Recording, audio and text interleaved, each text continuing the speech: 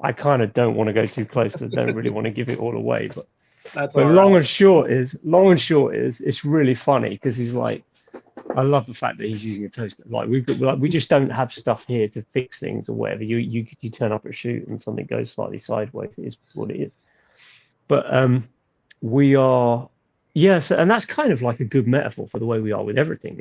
It's like we did quite a lot of experimenting with the recording and asked loads of people to try and test sounds and things, and we recorded a string section and a choir and like old instruments that like have been not used since like the 70s, like different, all sorts of stuff, and it comes together to make this thing that's just really cool. And like, not being funny, but you're a long time dead, like there's, what else is there to do? Like, everyone has a boring job and a normal life and blah, blah, blah. And then if you're not going to like go to the nth degree with something that you love, then you might as well not even start, it's just it's crazy. That's very true. That's kind of what I did with this podcast. I was like, you know what? I want to connect with, bands that I've loved for some a year, others decades. Yeah.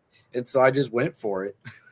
Yeah, why not? And the thing is, like, it's the kind of thing you can just grow and make something cool out of, Yeah. And, I knew along the way there's going to be people that weren't keen on coming on. And I'm like, that's fine too, Not everybody's Yeah. Yeah. Also, the other thing is, like, again, that kind of goes into that record label thing. I wonder how often people get sifted out by some guy in a suit somewhere, and you never get that like moment.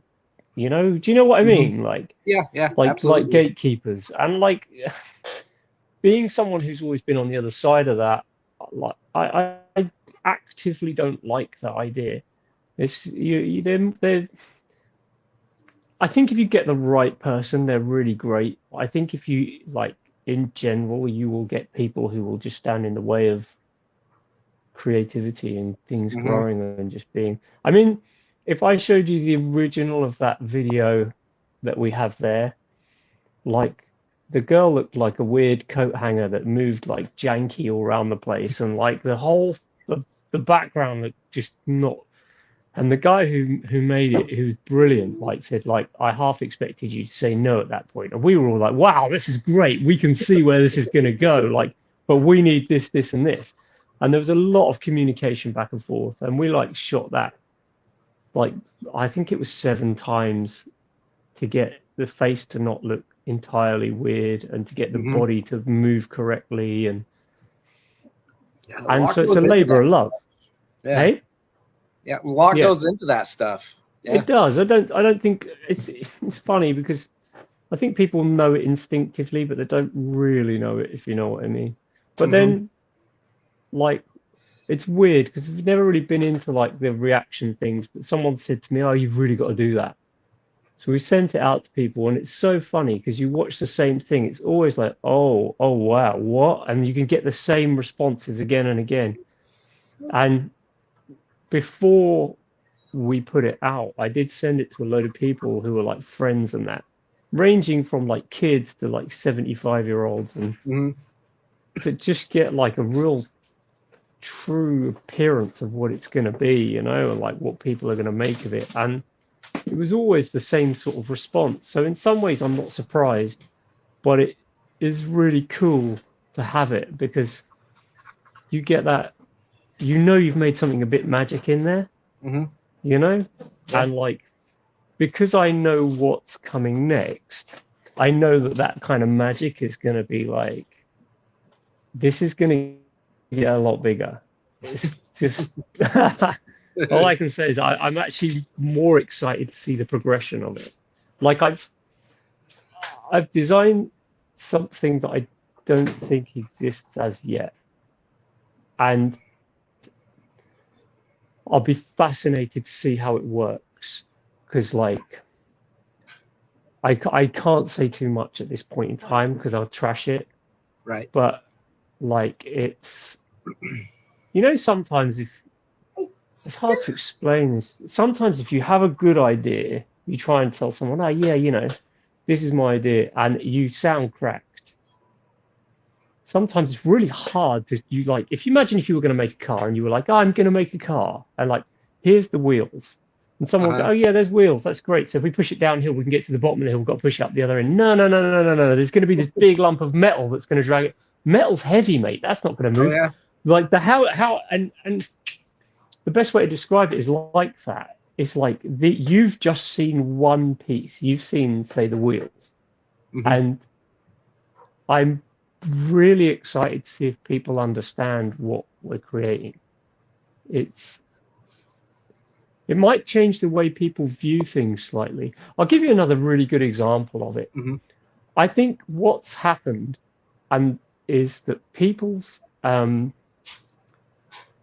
like everything's become like fast food.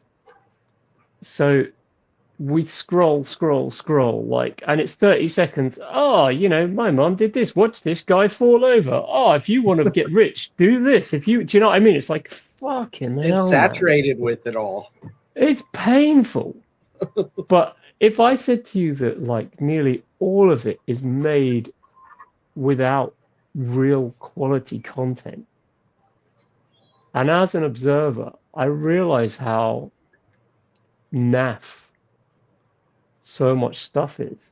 And so we actively wanted to go the other way and just do something that's so like deep and like multi-layered and interesting. Imagine it like if you could only get like a McDonald's wherever you are, the day you eat something different, it'll blow your mind.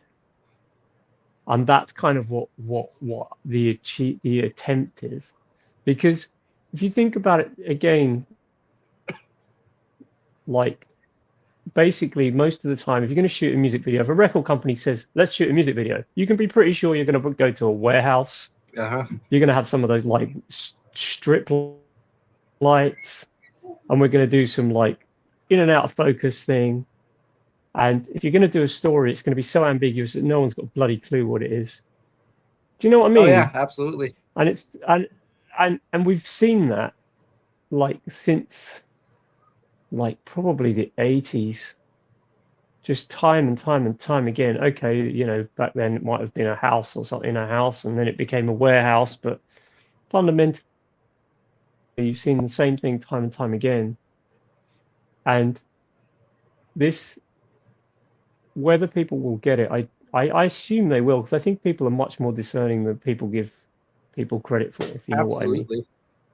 And I think that, I guess we're working on the premise that like musically and visually and creatively, that we're going to try and make a gourmet meal instead of a McDonald's.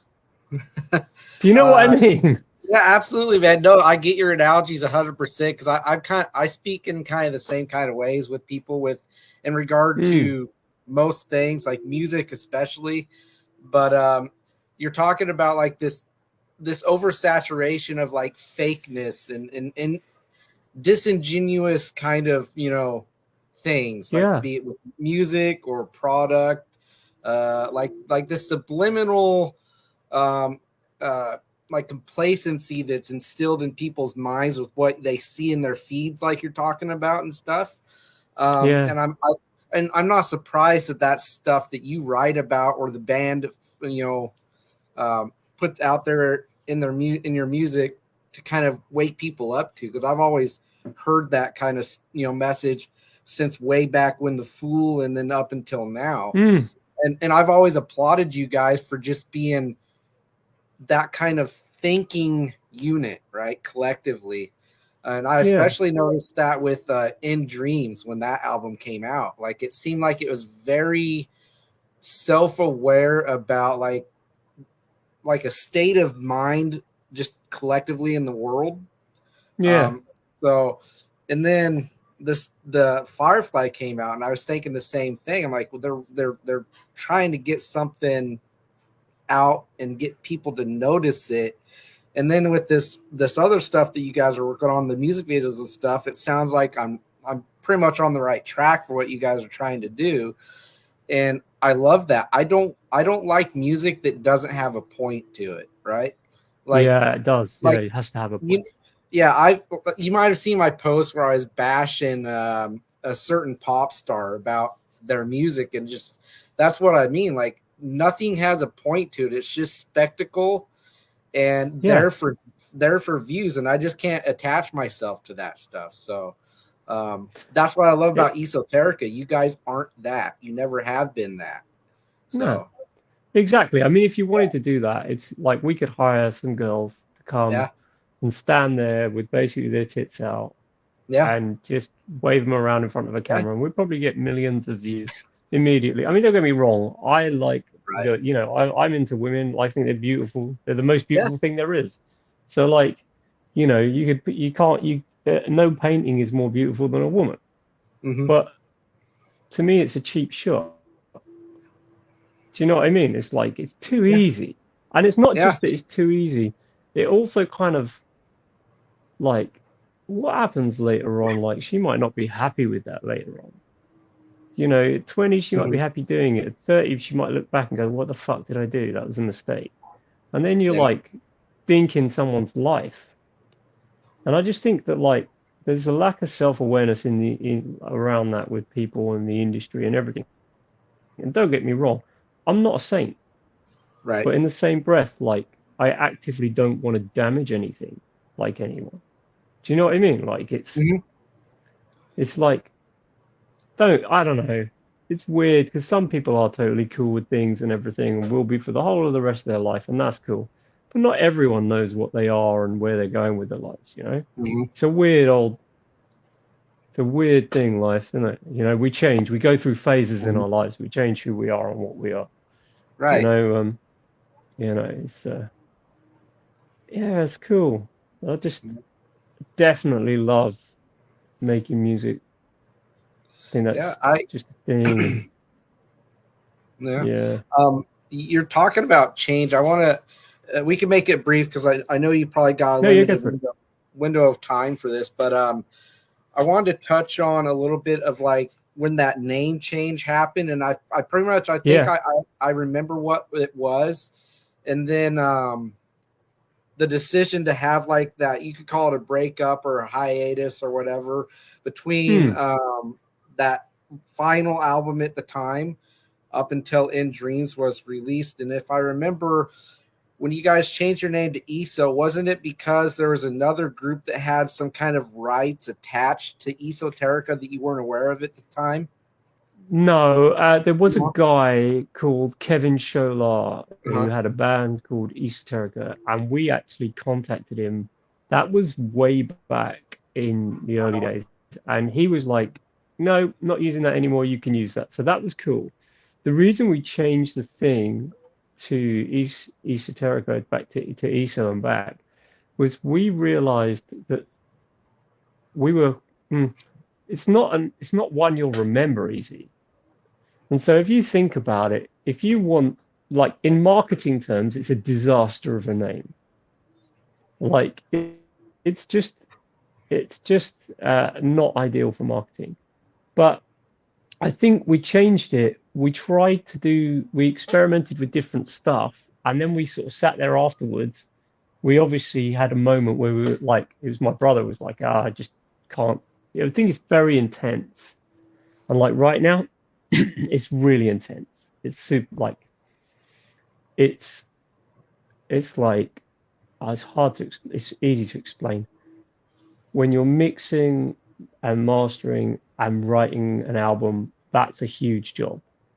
When you're planning and making videos, that's a huge job.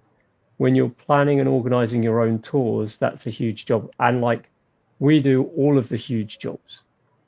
And if you were going to do them just as a band, going like a very straightforward thing, go and hire a warehouse with the right lighting and a cameraman and get your film done, and then go, I'm not sure about this or I'm not sure about that.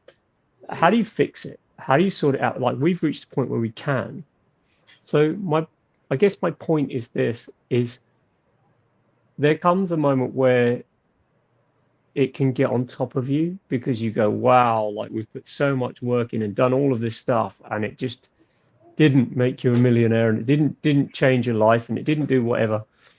And although that's, I would almost call that like the daft dreams of, like, you know, when you start, you think, oh, if I make the best song possible, everyone will love it. Well, the truth is, making the best song in the world doesn't mean anything, because the best song in the world can stay in someone's house in their garage and never ever leave, you know. And like, yeah, absolutely.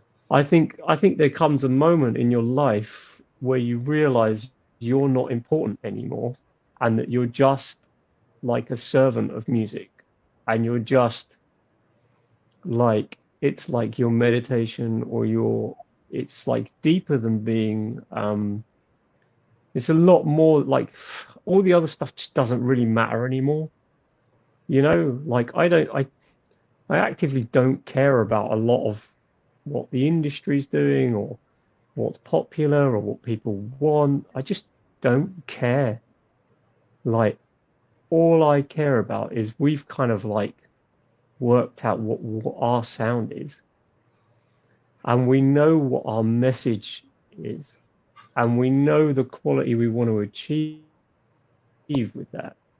And then, like, none of the rest of it really matters in the same. Do you understand what I'm saying? It's like, absolutely, it changes the dynamic. It's like becomes like a vocation, or it becomes like a, you know, you're almost a zealot, a music zealot. You know, you just absolutely throw your life away to do something that you're so passionate about, that, like, you know. And the biggest problem then is, like, my missus has to understand that, my kids have to understand that, the people around, you know. And like, that's the bit that's difficult, you know. Like, it's for them, you know, like, that's the hardest bit, I guess. Everything else is easy. It's just like, you just let it absorb you, you know, and ignore the gas and electric bill, and ignore the council tax, and ignore everyone, and just let them all moan at you, and just yeah, until you're like, you know, 5 months behind, and then quickly you pay something so they'll go away again, and then you stick your head back in the sand for a few months. And that's how you have to live. You have to learn to ignore all that stuff and just get on. You know what I mean? Yeah. It's worth it, isn't it? It is worth it. And what I'm hearing is that's kind of like that break between Nothing Left to Lose and In Dreams was spent doing a lot of figuring things out and just refocusing yourselves and, you know, your families and stuff. And I think that's a critical thing to do. Like, just going, you know, just for decades, you're going to hit some major burnout and just major, you're going to feel like you've missed so much in, like, what people would call the normal side of life, you know, outside of the stage and all that. So, I mean, not just me, I was one of the, you know, I was pretty bummed when you guys decided to have that break, but I also understood, you know. I was like, well, I feel like they'll be back at some point when they're ready. And then, of course, obviously you did come back and you put out, in my opinion, the best record you've put out to date. You know, it's just, it's a big record. You know, I relate to a lot of that. Wait till the next one. Yeah. Like, I know. Yeah. Do you know what, right? I'll tell you something, right? When we did the last one, I was so excited. I was like, yeah, this is great, blah, blah, blah. I've never listened to one of our albums more than I've listened to the one I've got, right? And to bear in mind that at the moment, like, I've got a whole load of what I would call, like, they're unautomated tracks and they're not mastered, which means that the sounds, although they are the right sounds, a lot of them are very flat. There's no, the dynamics aren't there. But the basics are savage, and I'm so excited about it, because I know, like, so let me put it like this, and I'll say another thing, sort of, when we so Firefly was the first song that I wrote when we did that album, and I don't see it as a particularly strong single.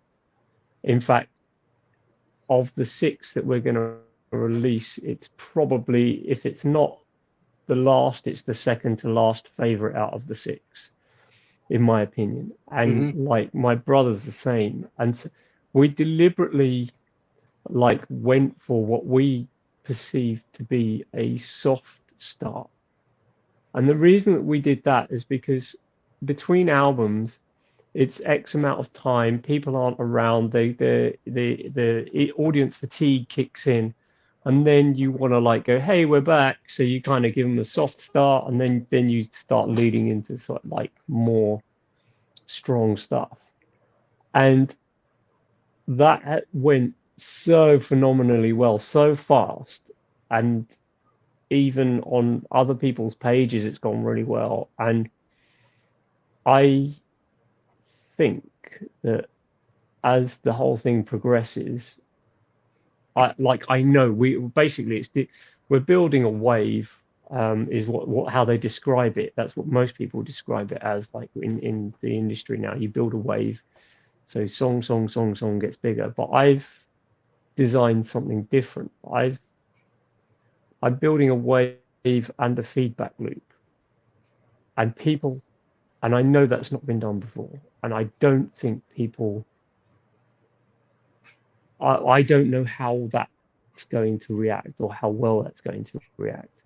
But I will be really fascinated to see the sort of the action reaction out of that. It's going to be fascinating.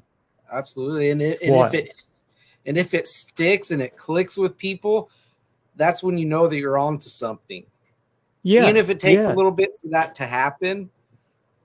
Oh, definitely. And yeah. And for us, like, I think we've really found our sound. We know what we want. We're sort of like, I mean, bloody hell, right? We're the kind of band who've got like $1,000 for advertising, and you're like on the other side of the world, and we're chatting about music. Yeah. That's insane, isn't it? It is. That's called reach. Yeah. Yeah. I know, but we don't have any reach. Like, reach usually comes from like, you sign to a label, they've got 160,000 people on their page. They put it out to the 160,000 people. Then they push an advertising budget, which pushes it out to 500,000 different people. And that all starts to, circulate. You get on a tour with someone else, and they've got a reach of 500,000 people. And you've got all these big reaches coming in. Ours is just like 6,000 people on a YouTube page. Do you know what I mean? Yeah. Like 40,000 on a Facebook page. It's small. It's silly small. As fans, we kind of help you guys out as far as getting the exposure on anything you're doing, So, frankly, I mean, I prefer it this way. Like, I've never been a fan of like the big labels and such, because exactly for the reasons that you said at the start of this talk. Yeah. They like to put their hands in everything, right? Because whatever is the popular sound at the time, they also want you to do, so they don't lose out on any kind of like revenue if they just let you do your thing, So, but you guys are like entirely independent, do it yourselfers, and to have the reach that you have is just testament to how tireless you guys are as far as what you're doing, and what you're doing is working. Oh, it's crazy. Yeah.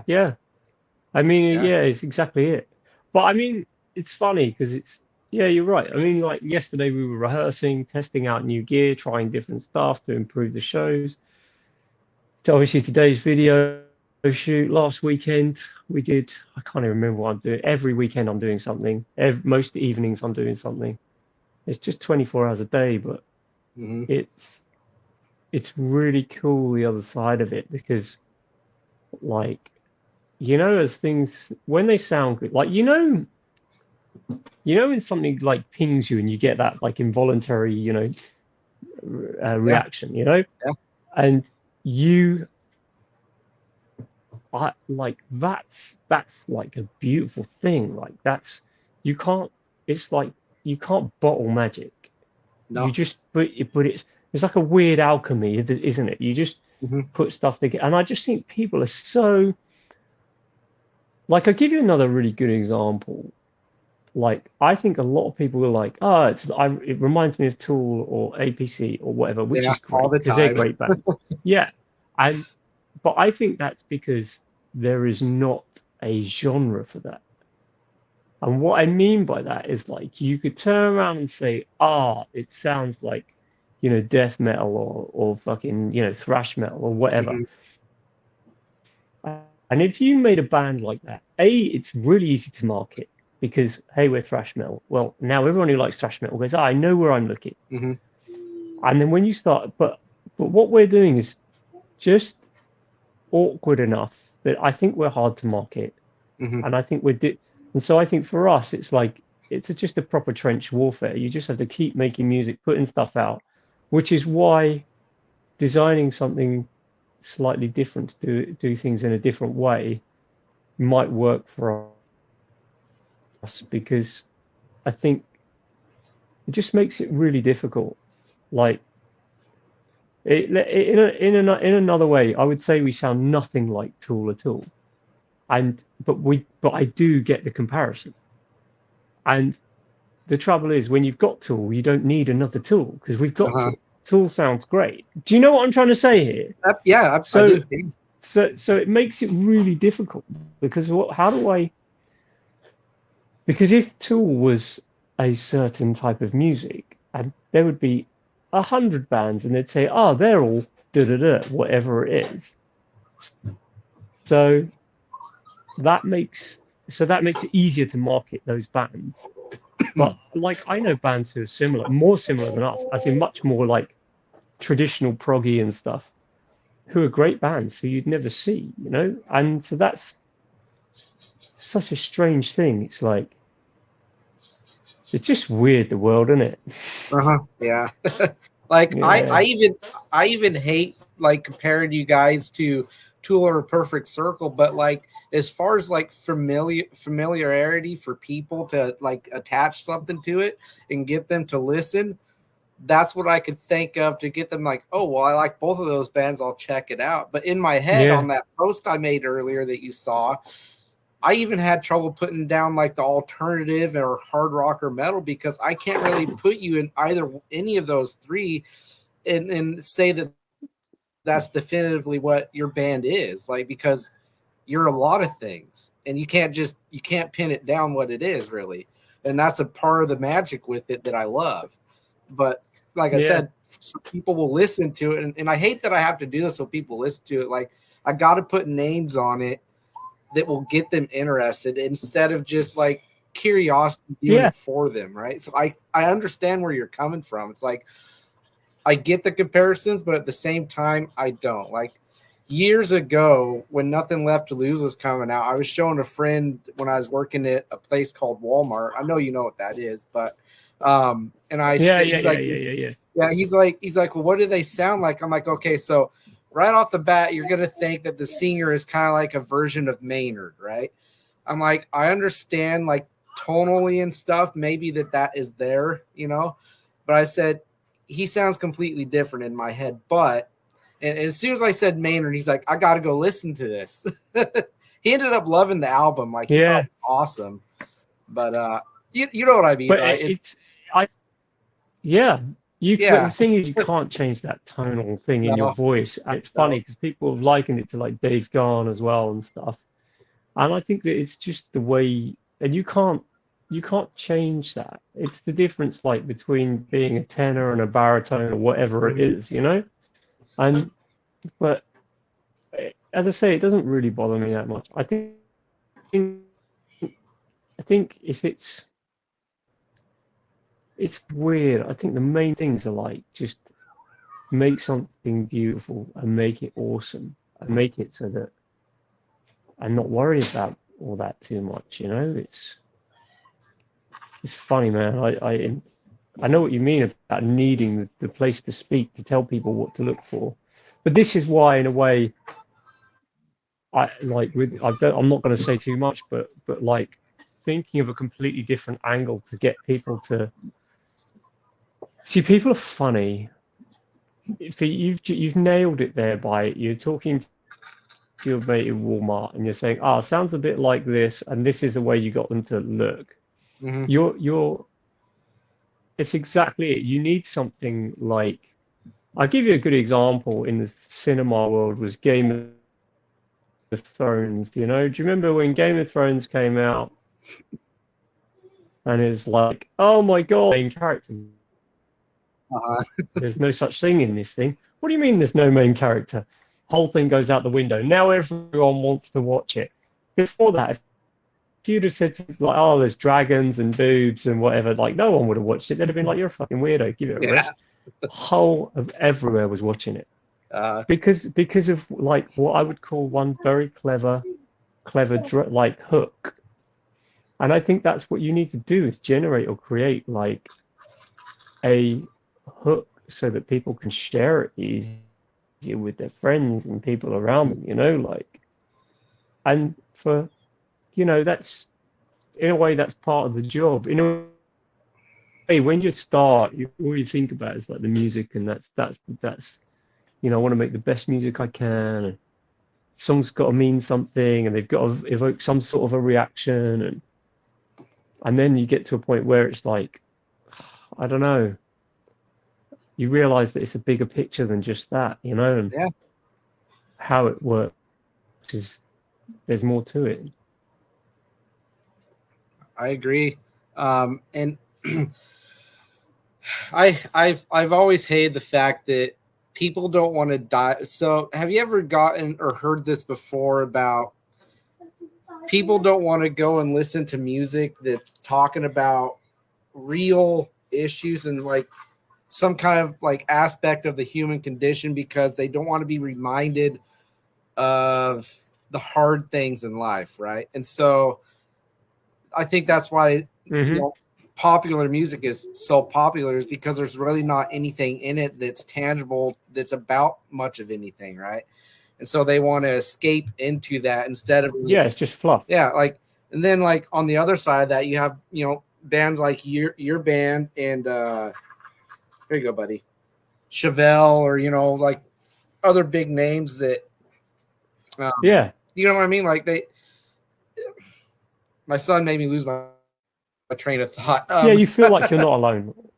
Yeah, I feel like no, it's cool because like sometimes you're craving an emotional connection where you can go, someone else has gone through the same thing or thinks the same thing or whatever, and then sometimes you have the opposite where it's like, you know, I want to just be angry at the world, or I want to do whatever, and you like when I say there's horses for courses, there's stuff that does that. But really, a lot of the stuff that gets played on the mainstream radio is like, I can't do it because, like, to me, I can't like either. It's waiting for the news, and I hate the news because the news is just fucking mouthpiece of misery. It's like awful. There's like nothing good about it. Yeah, I don't watch the news either, honestly. There you go, buddy. No, I just mainstream TV, all that sort of stuff. It's just junk. It's just junk. It's not even very well scripted or thought out. No, it's embarrassing, really. Don't you hate? I mean, go ahead. No, just thinking, like, you know, in a way, like, it's funny how it all interferes, doesn't it? All of it, like, you know, politics interferes with music, and like, you know, you know, I don't know. It's not. How do I put it? It's not conducive to a fucking awesome society. It's just a mess. So in a way, we just concentrate on the things we love and what we're good at. Yeah, that's what I try to do. I'm a big gamer. Yeah, man. You know, but music is my central thing in my life, besides my wife and my kid, and you know, my family, of course. Yeah. So shifting things a little bit. So this song that you're working on, several songs, several videos. You were talking about earlier about how Firefly isn't even the peak of where you guys are going sonically with the sound, you know, message and all that. And when I heard that, I'm like, well, damn, like, how much bigger can they get? Because they're, to me, in my head, Firefly is just this massive thing, right? And if you're saying that that's that's not even the strongest song that you guys have ready to put out. And I'm just like, my mind's kind of trying to wrap around that. Like, it impresses me. Like, it gets me just really wanting to hear what you're talking about. Do you know what? It's worse for me because I've had it for ages. I can't wait to put it out. Yeah. But do you know what I think? If I explain it to you like, you know, when, you know, things are, I don't know. You don't want to overcook it too quick. Do you know what I mean? Because after that, everything would be a disappointment. Do you know what I mean? Mm-hmm. Imagine I put out the best song in the world, and then every song after that was just a bit shit. Yeah. It would be like, just, you'd just die a slow death. So, although I like, behind the scenes, I've got people who like are doing stuff with us, who've seen like some of them, and every time they get another one, they're like, "Oh my god, what's going?" And it's like, yeah, there's the work's done. You know, you guys finished. Mm. Yay! They've all finished upstairs, so I probably have to wrap up. But yeah, it's one of those. It's like I'm sorry about that. It's just the way timing is. No worries. It's one of those. You don't want to like peak too soon. It's like, but you do want to like make it like a ride, you know? Because people want to be, forget just wowed. People want to go on a journey too. Right. You know, it's not. See, this is the other thing. Most people think about like an album or music as like, oh, I'm going to write a song. Oh, this is your one hit song. Well done. That's the beginning, middle, and end of your career. Wow, you know, to me, it's like, it's a lot more than that. I would agree. It's like a journey. It's a story. The whole thing is like it's bigger. It's much more like, I don't know, like Pink Floyd just took people on a journey. It just, it's just wild. If you go back and listen to certain bands from the past, there was just no mucking about. It was, you know, absolutely awesome. And then gradually production got better and better, songs mattered less and less, and then the other side to it just took right over. Do you want to go and see the green screen? I'll take you to see the green Sure, man. Green screen, because they're done up there now. Yeah, so it gets I don't know what to say. I think the more the more you do, the more you realize who he is as such and how that appears to the. Oh no, well it does work. So we're in green screen land. Woo. Oh wow. So now you can put any background you like in on it. But yeah, it's I don't know. Yeah, I personally feel like the songs are a lot like that song is the first for a reason. It's like opening the door. It's like, that's smart. Yeah. And then after that, everything is going to get a bit more wild as we go, you know? Yeah. I mean, I'm excited, man. I've always loved you guys. Like I said, it's so I heard you said that you needed to wrap up here. So real quick.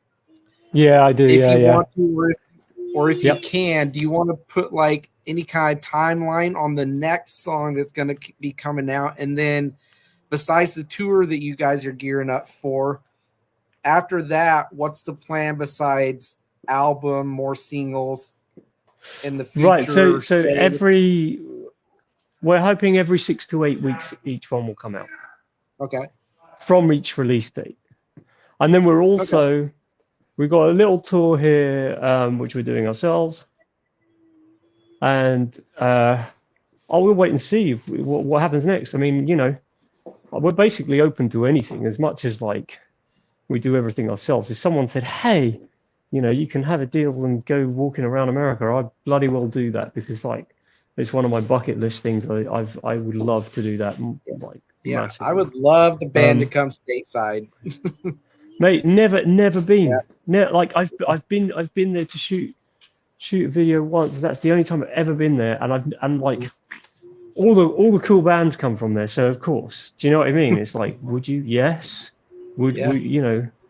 Like that's the life's goal, you know. So that's definitely man, I'll hold out hope that it happens, you know, and but yeah, I just want to say thank you for you coming on, Tobias. It's been really fun. No worries, dude.